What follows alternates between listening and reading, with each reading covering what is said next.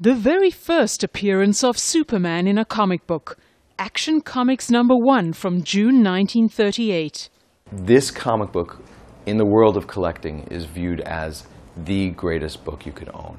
Co-owner of Metropolis Collectibles, Vincent Zurzolo, says the find is just like a treasure and marks the birth of Superman and all superheroes. The comic was found by a man in Hoffman, Minnesota, inside the walls of a home he bought for around $10,000 US. He gets into the house and realizes there's going to have to be a lot of remodeling done here, and he starts tearing down the drywall, tearing down the walls, and he finds insulation and also comic books. And the most valuable comic book he found was this comic book, Action Comics #1. Now, to give you some idea, this comic's from 1938. This house was built in the late 30s. So this comic book has been in that wall for over 75 years.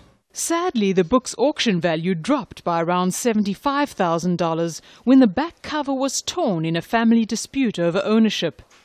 But despite the damage, bidding, which began on May 20th, is already at $137,000.